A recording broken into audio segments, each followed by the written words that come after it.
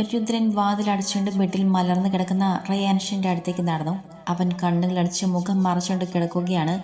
രുദ്രൻ അവന്റെ അടുത്ത് ബെഡിലിരുന്നു. കിച്ചു.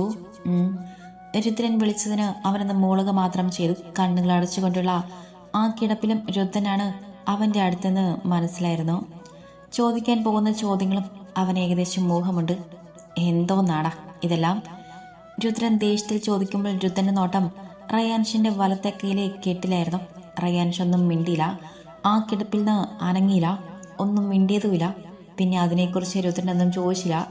കുറച്ചു നേരം രുദ്രനൊന്നും മിണ്ടാതെ ആ ഇരിപ്പ് അങ്ങനെ തന്നെ ഇരുന്നു. എന്താ നിന്റെ തീരുമാനം? ഗൗരവത്തോടെ രുദ്രൻ ചോദിച്ചതും റയാൻഷ് കണ്ണിന് മുകളിൽ വെച്ച കൈ മാറ്റി രുദ്രനെ ഒന്ന് നോക്കി. അപ്പം ബെഡിൽ എഴുന്നേറ്റിരുന്ന രുദ്രനെ നോക്കാതെ മുഖം താഴ്ത്തി ബെഡിലിരിക്കുന്ന റയാൻഷിനെ രുദ്രനൊന്ന് നോക്കി. പറ, എന്താ നിന്റെ തീരുമാനം? ഡിവോഴ്സാണോ?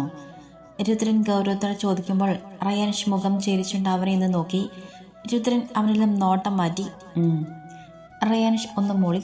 മൂളനല്ലാതെ അവനൊന്നും പറയാനുണ്ടായിരുന്നില്ല. അതുതന്നെയാണ് തീരുമാനം. ഡിവോഴ്സ് ആണെന്നാണോ അല്ലെന്നോ?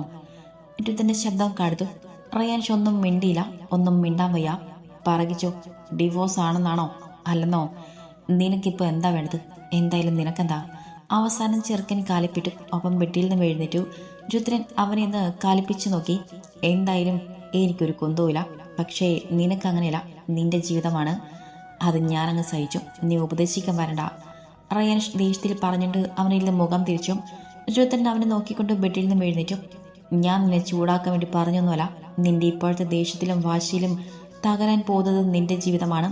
പുറത്തുനിന്നുള്ളവർക്ക് എനിക്കടക്കം അതിൽ അഭിപ്രായം പറയാൻ മാത്രമേ പറ്റൂ. കണ്ടു നിൽക്കാമെന്ന് മാത്രം, അല്ലാതെ ഒന്നിനും പറ്റില്ല. നിന്റെ ജീവിതമാണ് അത്. നീ സന്തോഷത്തോടെ ജീവിച്ചു തീർത്താലും സങ്കടത്തിൽ ജീവിച്ചു തീർത്താലും മറ്റുള്ളവർ ഇടപെടുന്നതിന് ഒരു പരിധിയുണ്ട്. അതെന്താ നിനക്ക് പറഞ്ഞാൽ മനസ്സിലാവാത്തത്? രുദ്രൻ കാര്യങ്ങൾ വിശദീകരിച്ച് കൊടുത്തു. റയാൻഷ് അവനിൽ നിന്ന് മുഖം തിരിച്ചുകൊണ്ട് വേറെ എങ്ങോട്ടും നോക്കി നിൽക്കുകയാണ്. രുദ്രൻ റയാൻഷിന്റെ തോളിൽ കൈവച്ചു. ജീവിതം ഒന്നേ ഇളുക്കിച്ചു. അത് നമുക്ക് ഇഷ്ടപ്പെട്ടവരുടെ കൂടെ ഇഷ്ടമുള്ള രീതിയിൽ ജീവിച്ചു തീർക്കണം. രുദ്രൻ പറയുമ്പോൾ അവനൊന്നും മിണ്ടിയില്ല. രുദ്രനെ നോക്കുകയും ചെയ്തില്ല. ഞാനൊരു കാര്യം ചോദിച്ചാൽ നീ സത്യം പറയുമോ? രുദ്രൻ ചോദിച്ചതും റയാൻഷ് അവനെ ഒന്ന് തിരിഞ്ഞു നോക്കി. സത്യം പറയുമോ എന്നൊരു മുഖവര എന്ന പോലെയാണ് അവന്റെ നോട്ടം. അമ്മയ്ക്ക് ഇഷ്ടമായിട്ടാണോ ഈ പ്രപ്പോസൽ? അതോ നീ കണ്ടിഷ്ടപ്പെട്ടിട്ട് അമ്മയ്ക്ക് കാണിച്ചു കൊടുത്തതാണോ? രുദ്രന്റെ ചോദ്യം കേട്ട് അത്രയും നേരം ഏർപിടിച്ചു നിന്നവന്റെ കണ്ണുകൾ പിടഞ്ഞു. രുദ്രൻ ഒന്ന് ചിരിച്ചു. ശ്രീഹരിയുടെ പെങ്ങളാണെന്ന് അറിഞ്ഞുകൊണ്ട് തന്നെയല്ലേ നീ പ്രപ്പോസൽ വെച്ചത്? നീ പെണ്ണ് കാണാൻ പോകാതെ ഫോട്ടോ കണ്ട് ഇഷ്ടപ്പെട്ടു എന്ന് പറഞ്ഞപ്പോൾ തന്നെ ഞാനത് പ്രതീക്ഷിച്ചതാ. രുദ്രൻ ചിരിയോടെ പറയുമ്പോൾ റയാൻഷ് റൂമിൽ നിന്നിറങ്ങി ബാൽക്കണിയിലേക്ക് ഇറങ്ങി നിന്നു. രുദ്രൻ അവനെ വിടാതെ അവന്റെ പിന്നാലെ നടന്നു. അത്രയ്ക്ക് ഇഷ്ടപ്പെട്ട് സ്വന്തമാക്കിയിട്ട് പിന്നെന്താ നിനക്കിത്ര വാശി? ബീൻ ബാഗിലേക്ക് അമർന്ന് കിടക്കുന്നവനെ നോക്കിക്കൊണ്ട് രുദ്രൻ ചോദിക്കുമ്പോൾ ആ മുഖത്ത് രക്തം നിരച്ചു കയറി. എനിക്ക് മാത്രം ഇഷ്ടമുണ്ടായിട്ട് കാര്യമില്ലല്ലോ. ആ ഇഷ്ടം തിരിച്ചും വേണ്ടേ? റയാൻഷ് ദേഷ്യത്തിൽ രുദ്രനെ നോക്കി ചോദിക്കുമ്പോൾ രുദ്രൻ നെഞ്ചത്ത് കൈ കെട്ടുന്ന ബാൽക്കണി റൈലിങ്ങിലേക്ക് ചാരി നിന്നു. നിന്നോട് ഇഷ്ടമില്ലാതെയാണോ ആ കുട്ടി വിവാഹത്തിന് സമ്മതിച്ചിട്ടുണ്ടാവുക? അല്ലല്ലോ. ശ്രീഹരി എന്തായാലും അവന്റെ പെങ്ങളുടെ ഇഷ്ടത്തോടെ തന്നെയാണ് ഈ വിവാഹം നടത്തിയിട്ടുണ്ടാവുക എന്ന് എനിക്ക് ഉറപ്പാണ്. പിന്നെ എന്താ നിനക്ക് അങ്ങനെ ഒരു തോന്നൽ? റയാൻഷ് പറഞ്ഞതിന് പിന്നാലെ കാരണം എന്താണെന്നറിയാമായിരുന്നിട്ട് കൂടെ രുദ്രൻ അങ്ങനെയാണ് ചോദിച്ചത്. എന്നോട് ഇത്തിരിയെങ്കിലും സ്നേഹമുണ്ടെങ്കിൽ അവിടെ നിന്ന് ഇറങ്ങിപ്പോവോ? ഞാനും അവളുമായിട്ടുള്ള ബന്ധം അതോടെ തീരുമെന്നും പറഞ്ഞിട്ട് പോലും അവൾ ഇറങ്ങിപ്പോയില്ലേ? അതുപോട്ടെ, ഇന്ന് അമ്മയും അച്ഛനും വല്യച്ഛനും അപ്പച്ചിയും പോയിട്ട് അവൾ വന്നോ? ചെയ്തത് തെറ്റായി പോയിന്ന് അവർ ഏറ്റു പറഞ്ഞിട്ട് അവൾ വന്നോ? അതിൽ നിന്നൊക്കെ മനസ്സിലാക്കിക്കൂടെ അവൾക്ക് എന്നെ ഇഷ്ടമല്ലെന്ന്? ഇല്ലെങ്കിൽ വേണ്ട. ഇഷ്ടപ്പെടുന്നു പറഞ്ഞ് പിന്നാലെ നടക്കാനൊന്നും എന്നെ കിട്ടില്ല. വേണമെങ്കിൽ മതി, അല്ലെങ്കിൽ പോട്ടെ. എനിക്കൊന്നുമില്ല. അവളും അവളൊരു ഏട്ടനും. റയാൻഷിന്റെ പരാതിക്കെട്ട് രുദ്രൻ ചിരിയാണ് വരുന്നത്.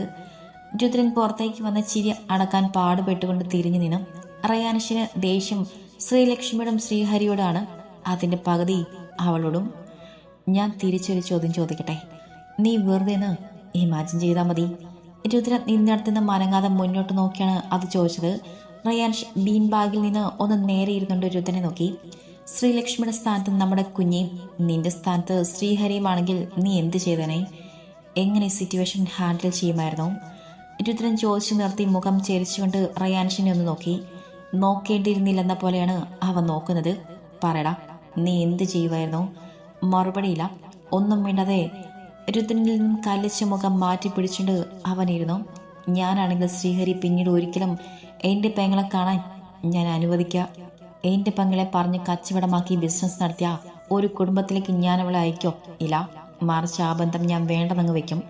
അതിന് ശ്രീഹരി വന്ന് കാല് പിടിച്ചാൽ പോലും കൊടുക്കില്ല. രുദ്രൻ പറഞ്ഞു നിർത്തിയതും റയാൻഷ് കത്തുന്ന ഒരു നോട്ടം അവനെ നോക്കി. നീ നോക്കി പേടിപ്പിക്കാൻ വേണ്ടി പറഞ്ഞൊന്നുമല്ല, കാര്യം പറഞ്ഞതാ. ഞാനാണ് അവൻ്റെ സ്ഥാനത്തെങ്കിലും ഒരിക്കലും ഈ ബന്ധം മുന്നോട്ട് പോകില്ല. പിന്നെ ഇവിടെ എൻ്റെ അനിയൻ്റെ ജീവിതം ആയതുകൊണ്ടും അവനൊത്തിരി ഇഷ്ടം തോന്നിയ കുട്ടിയായതുകൊണ്ടും ഞാനന്ന് സ്വാർത്ഥനാവാൻ പോവാ. അല്ലെങ്കിലും അവനവൻ്റെ കാര്യം വരുമ്പോൾ എല്ലാവരും സ്വാർത്ഥരാണല്ലോ. രുദ്രൻ പറഞ്ഞു നിർത്തുമ്പോൾ റയാൻഷ് അവനിൽ നിന്നും നോട്ടം മാറ്റി കയ്യിലെ മുറിവിലേക്ക് നോക്കി. രുദ്രൻ ഇട്ടിരിക്കുന്ന പാൻറ് മുട്ടിൻ്റെ അവിടെ പിടിച്ച് വലിച്ചുകൊണ്ട് റയാൻഷിൻ്റെ മുന്നിൽ മുട്ടുകുത്തിയിരുന്നു. രണ്ട് കൈ കൊണ്ടും അവൻ്റെ കൈ പിടിച്ചു. അമ്മയില്ലാത്ത കുട്ടിയാണത്രേ നിന്റെ ഭാര്യ, അറിയോ നിനക്ക്? ഇന്നലെ അമ്മ പറഞ്ഞു. അപ്പോൾ അവളുടെ അച്ഛൻ്റെ കൂടെ കണ്ട സ്ത്രീ ആരാ? അമ്മയാണെന്നാ എന്നോട് പറഞ്ഞത്. മനസ്സിലുള്ള സംശയങ്ങൾ ചോദിക്കാൻ കിട്ടിയ അവസരം അവൻ വിനിയോഗപ്പെടുത്തി. നിന്റെ ഭാര്യയുടെ പ്രസവത്തോടെയാണ് അമ്മ മരിക്കുന്നത്. അതിനുശേഷം വിവാഹം കഴിച്ചതാണ് ആ ആൻറ്റിയെ. റയാൻഷ് ഒന്നും മോളി. മനസ്സിൽ അന്നേരം തെളിഞ്ഞത് വിവാഹം കഴിഞ്ഞ് വീട്ടിലേക്ക് വരാൻ വേണ്ടി കാറിൽ കയറുന്ന നേരം കരഞ്ഞുകൊണ്ട് ലക്ഷ്മി കെട്ടിപ്പിടിച്ചുകൊണ്ട് നിൽക്കുന്ന ആ സ്ത്രീ അവൻ ഓർത്തു. എൻ്റെ കുഞ്ഞിനെ നോക്കിക്കോണമെന്ന് കരഞ്ഞുകൊണ്ട് പറഞ്ഞ ആ സ്ത്രീ രണ്ടാനമ്മയായിരുന്നു. കണ്ടാ പറയില്ല. അമ്മയില്ലാത്ത കുഞ്ഞിനെ വളർത്തി വലുതാക്കി ഈ നിലയിൽ എത്തിച്ചത് ശ്രീഹരി എന്ന സഹോദരനാണ്. സ്വന്തം മകളുടെ വിവാഹം വെച്ച് കച്ചവടം നടത്തിയ തന്തയുടെ സ്നേഹം നമുക്ക് ഊഹിക്കാലോ. അച്ഛൻ അങ്ങനെയാണെങ്കിൽ രണ്ടാമത് കെട്ടിയെടുത്തതിനെ കുറിച്ച് പറയണോ? എല്ലാ കഥകളിലും കേൾക്കുന്ന പോലെ ക്രൂരയാകും. രുദ്രൻ അവന്റെ മുഖത്തേക്ക് നോക്കി പറയുന്ന ഓരോ കാര്യങ്ങളും അവൻ ശ്രദ്ധയോടെ കേട്ടിരിക്കുകയാണ്. പിന്നെ നിന്റെ വാക്ക് കേൾക്കാതെ ഇറങ്ങിപ്പോയിന്ന് പറഞ്ഞില്ലേ? നിന്റെ വാക്ക് കേൾക്കാൻ മാത്രം നിങ്ങൾ തമ്മിൽ എന്ത് കുന്തമാണുള്ളത്? നിനക്ക് പറയാൻ നേരത്തെ എവിടെ നിന്നോ വെച്ച് കണ്ടൊരിഷ്ടം തോന്നിയെങ്കിലെന്നും പറയാം. പക്ഷെ ആ കുട്ടിക്കോ? നീ പെണ്ണ് കാണാൻ പോയോ? രുദ്രൻ ചോദിച്ചതും റയാൻഷ് ഇല്ലെന്ന് തലയാട്ടി. അതെന്താ പോവാതിരുന്നത്? വല്യച്ഛന് അന്നൊരു മീറ്റിംഗ് ഉണ്ടായിരുന്നു. ഞാനില്ലാതെ നടക്കില്ലെന്ന് പറഞ്ഞു. പിന്നെ അങ്ങോട്ട് ഫുൾ ബിസി ആയിരുന്നു. ഇത്ര നേരത്തെ വിവാഹം വേണ്ടെന്ന് ഞാൻ എല്ലാവരോടും പറഞ്ഞതാ. ഞാൻ ഭയങ്കര തിരക്കിലായിരുന്നു. നിന്ന് തിരിയാൻ സമയമുണ്ടായില്ല. അതിൻ്റെ ഇടയിൽ ഒരു വിവാഹം. ജാതകത്തിൽ ദോഷം എന്നൊക്കെ പറഞ്ഞ് ഇപ്പോൾ ഒരു ദോഷവുമില്ലല്ലോ, എല്ലാം നല്ലതാണല്ലോ. റയാൻഷ് പല്ല് കടിച്ചുകൊണ്ട് പറഞ്ഞു നിർത്തുമ്പോൾ രുദ്രനൊന്ന് ചിരിച്ചു. ആരോടാടാ നിന്റെ ഈ ദേഷ്യം? നിന്റെ തിരക്കും നിന്റെ സ്വഭാവം ഒന്നും അറിയാത്ത പാവം പിടിച്ച പെൺകുട്ടിയോടോ? നിന്റെ വാക്ക് കേൾക്കാതെ ആ കുട്ടി പോയത് അത്ര വലിയ കുറ്റമാണോ? അവളെ ഈ നിലയിലെത്തിച്ച അവളെ സഹോദരന്റെ വാക്ക് കേൾക്കാതെ താലി കെട്ടിയെന്ന ഒരൊറ്റ ബന്ധം കൊണ്ട് നിന്റെ ഒപ്പം നിൽക്കണോ? അങ്ങനെ നിന്നാൽ പിന്നെ അവളുടെ ജീവിതത്തിൽ ആ സഹോദരന് എന്ത് സ്ഥാനമാണുള്ളത്? പിന്നെ ആ കുട്ടി ഇതിനു മുൻപ് കണ്ടിട്ടില്ല, സംസാരിച്ചിട്ടില്ല, നിന്നോട് ഒരിഷ്ടവും തോന്നിയിട്ടുമില്ല. അങ്ങനെയുള്ളപ്പോൾ നിന്റെ വാക്ക് കേൾക്കോ? ഒരിക്കലുമില്ല.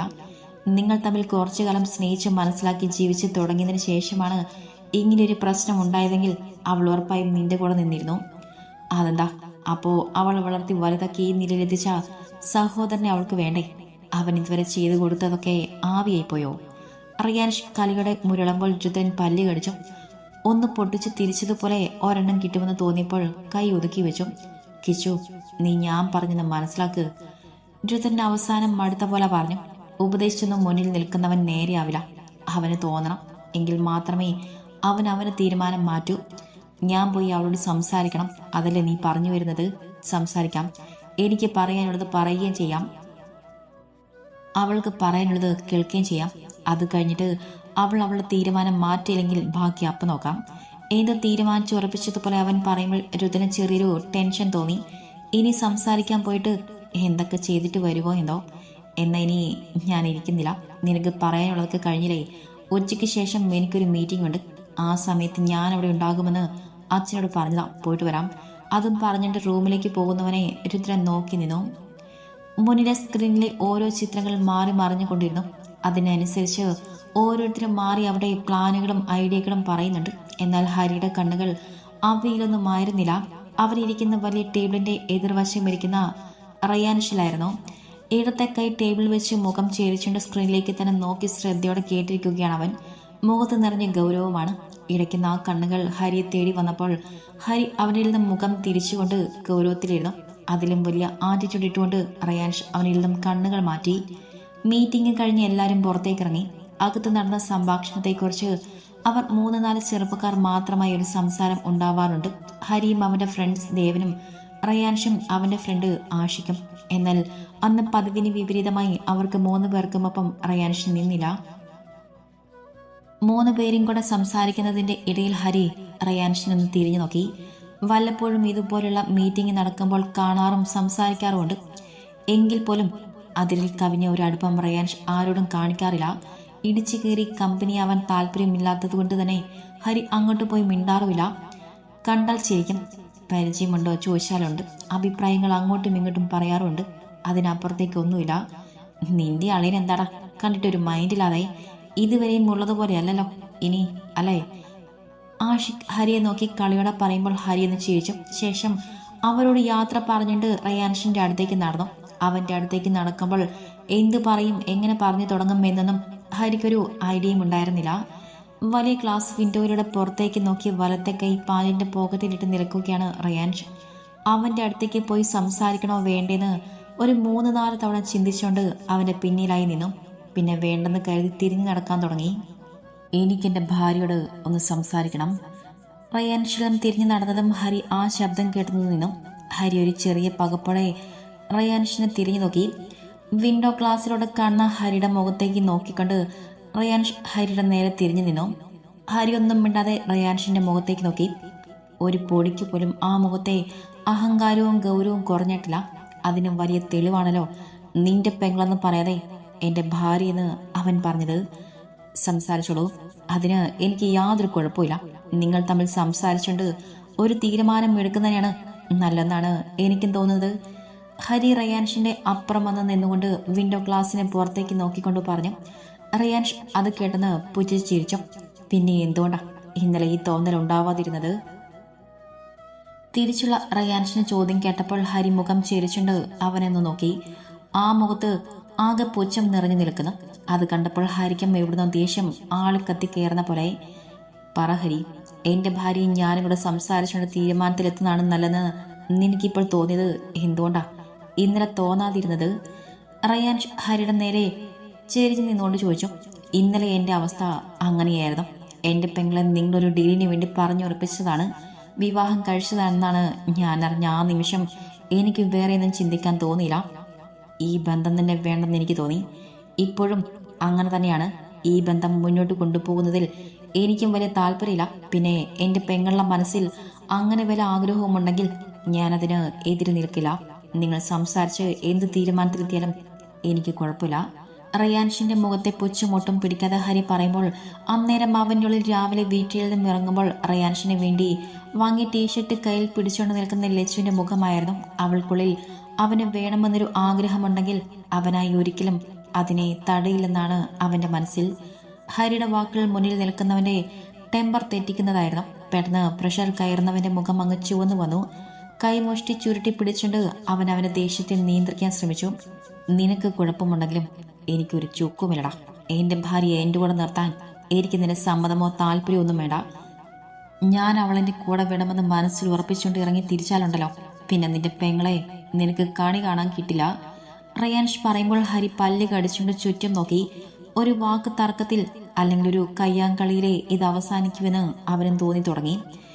ഈ വാക്കുകൾ തന്നെ ഞാൻ നിന്നോട് തിരിച്ചു പറഞ്ഞാലോ?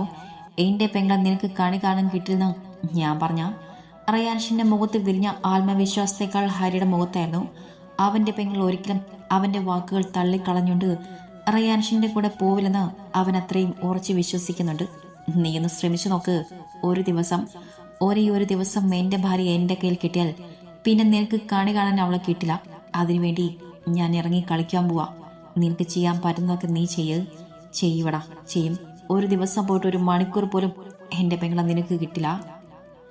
ഉറപ്പോടുള്ള 2 പേരുടെയും വാക്കുകൾ. ഹരിയുടെ വാക്കുകൾ റയാൻഷ് ഒന്ന് ചിരിക്കുക മാത്രം ചെയ്തു.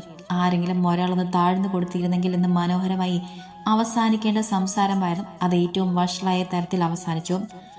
ആദ്യം ഞാൻ പോയി എൻ്റെ ഭാര്യ ഒന്ന് കാണട്ടെ. അവളുമായി ബന്ധപ്പെട്ട ബിസിനസ് ഡീലിൽ എനിക്കൊരു പങ്കുമില്ലെന്ന് അവളെ ബോധ്യപ്പെടുത്തേണ്ട കാര്യവും എനിക്കുണ്ട്. അതുകൊണ്ട് പോയി കാണട്ടെ. അളിയൻ പിന്നാലെ വാ. ഒരു പുച്ഛച്ചിരിയോടെ റയാൻഷ് അവനിൽ നിന്നും പിന്തിരിഞ്ഞ് നടക്കുമ്പോൾ അവനെ തടയാൻ ഹരി തയ്യാറായില്ല. അവൻ പോട്ടെ, പോയി സംസാരിക്കട്ടെ, എന്നിട്ട് ബാക്കി കാര്യങ്ങൾ തീരുമാനിക്കാം. ലച്ചുവിൻ്റെ മനസ്സറിയണം. അതിന് ആദ്യം അവൻ അവളോട് സംസാരിക്കണം. അതിനുശേഷം എന്ത് നേരിടാമെന്നൊരു ഭാവമായിരുന്നു ഹരിയുടെ ഉള്ളിൽ. റയാൻഷ് പോകുന്നതും നോക്കി അവൻ ആ നീണ്ട വരാന്തിയിൽ അങ്ങനെ നിന്നു. മണിമംഗലം എന്ന് എഴുതിയ ഗോൾഡൻ നിറത്തിലുള്ള ബോർഡിലേക്ക് ഒന്ന് നോക്കിക്കൊണ്ട് റയാൻഷ് അവൻ്റെ കാർ അകത്തേക്ക് കയറ്റി. കാർ നിർത്തി ചുറ്റുമൊന്ന് നോക്കി. വീടറിയാം എന്നതല്ലാതെ ഇതിനു മുൻപ് ഒരിക്കൽ പോലും അവൻ അങ്ങോട്ട് വന്നിട്ടില്ല. അതുകൊണ്ട് തന്നെ അവൻ ചുറ്റും നോക്കി. വെള്ളം നിറത്തിലുള്ള പെയിന്റിങ്ങിൽ ഭംഗിയുള്ള ഒരു ഇരുനില വീട്. അപ്പുറവും ഇപ്പുറവും മതിൽ പോലും ഇല്ലാത്ത 2-3 വീടുകളുമുണ്ട്. എല്ലാത്തിലേക്കും ഈ വഴി തന്നെയാണ്. ഒരു പറമ്പിൽ സഹോദരങ്ങളുടെ വീട്. മതിലുകളില്ലാതെ ഒരു മുറ്റമായി. ചുറ്റുമൊന്ന് നോക്കിയ ശേഷം അവൻ കാറിൽ നിന്നിറങ്ങിയ ശേഷം വലത്തെ കൈയിലേക്കൊന്ന് നോക്കി. വെളുത്ത നിറത്തിലുള്ള കെട്ടെടുത്ത് കാണിക്കുന്നുണ്ട്. അതഴിച്ചു കളഞ്ഞാൽ മുറിവ് നല്ല രീതിയിൽ എടുത്തു കാണിക്കും. അതുകൊണ്ട് വലത്തെ കൈ പാനിന്റെ പോക്കറ്റിലിട്ട ശേഷം അവൻ മുന്നോട്ട് നടന്നു.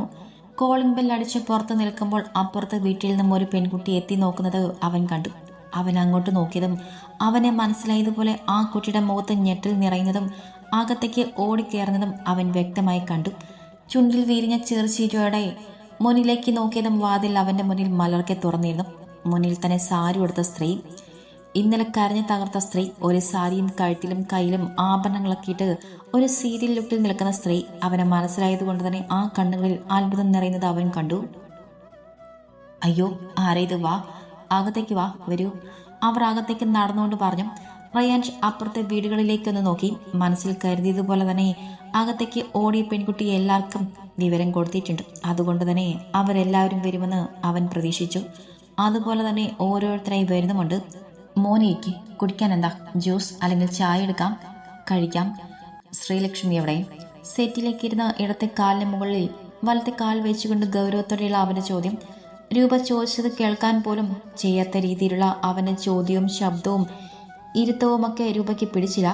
രൂപയ്ക്ക് മാത്രമല്ല, പുറത്തുനിന്ന് അകത്തേക്ക് കയറി വന്ന മാധവന്റെ ഏട്ടന്മാർക്കോ ഏട്ടത്തിമാർക്കോ പറ്റിയില്ല. അതവിടെ മുഖത്ത് നിറഞ്ഞു. പറാൻറ്റി, എൻ്റെ ഭാര്യ എവിടെ? എല്ലാരെയും ഒന്ന് നോക്കിക്കൊണ്ട് വീണ്ടും രൂപയെ നോക്കിക്കൊണ്ട് അവൻ ചോദിച്ചു.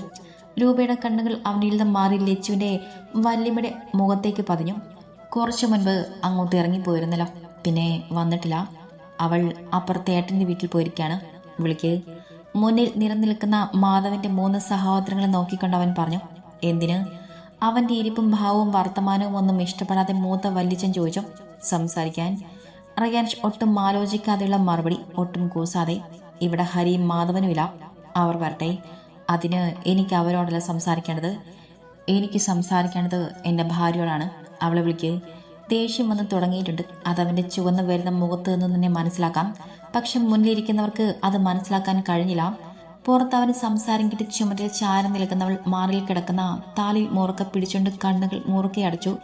അവൾ നെഞ്ച് ഉച്ചത്തിൽ മിടിച്ചുകൊണ്ടിരുന്നു. ഇനി എന്ത് നടക്കുമെന്ന ഭയം കൊണ്ട്